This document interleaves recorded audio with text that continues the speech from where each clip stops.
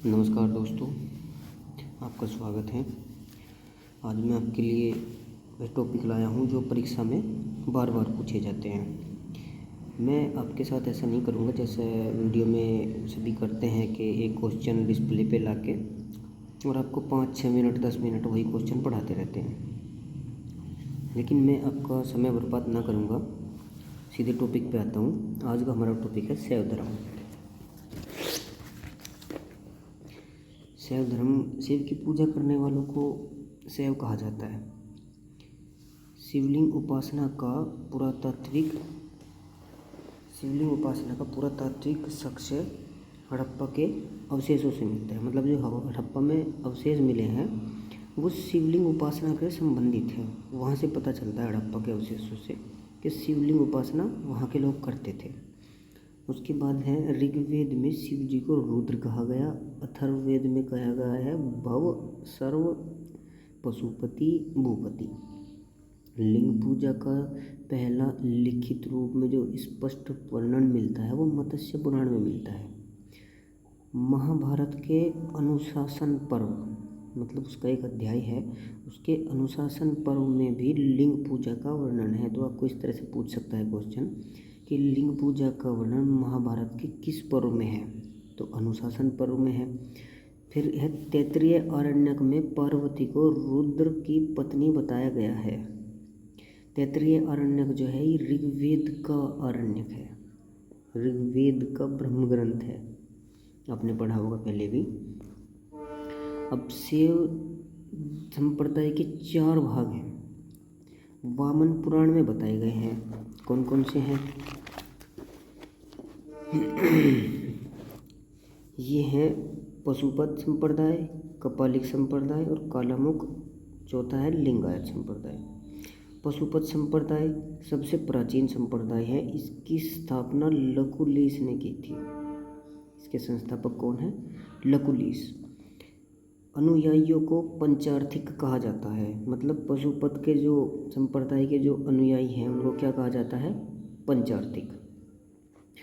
एक चीज़ और दोस्तों, इसमें आप विचलित हो जाओगे कि पंचार्थिक और एक पंचरात्र जो अनुयायी हैं वे वैष्णव धर्म से संबंधित हैं और ये पंचार्थिक हैं, ये पशुपत संप्रदाय से संबंधित है। इस चीज़ को आप याद रखना, टॉपिक में कई बार पूछा गया है ये प्रश्न परीक्षाओं में।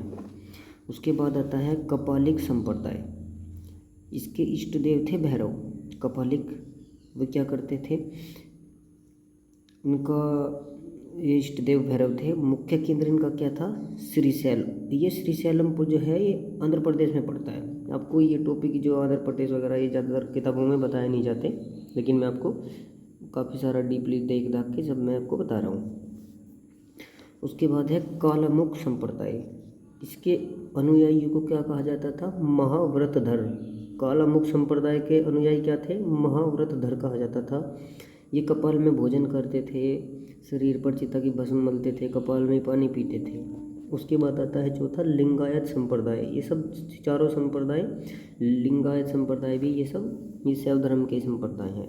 तो लिंगायत संप्रदाय क्या था? दक्षिण भारत में ज़्यादा प्रचलित था।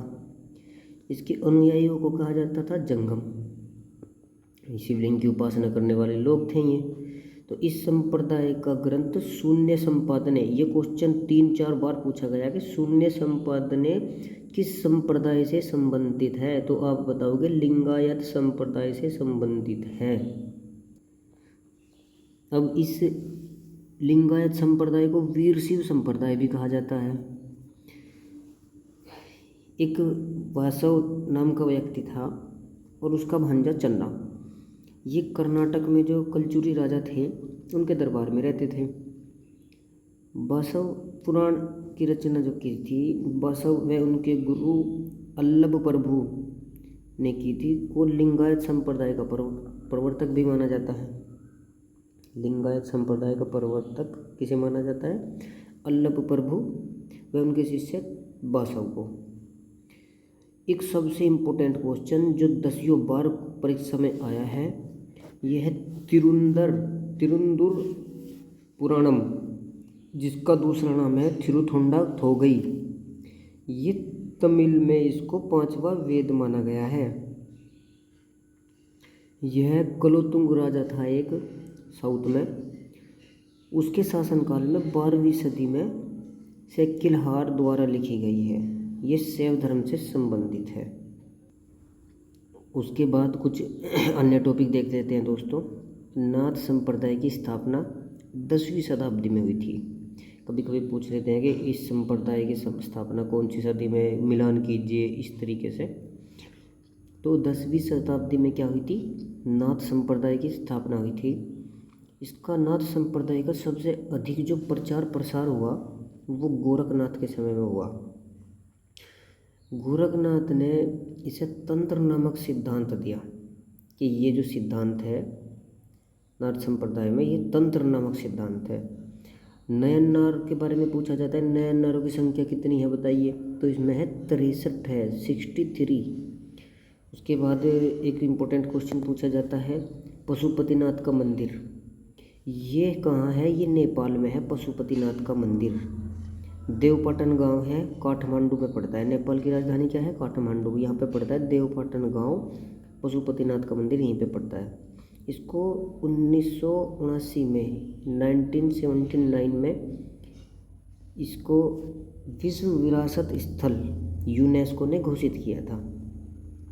मंदिर की जो शैली है वो पैगोडा शैली है, इसको नेपाली शैली भी कहते हैं।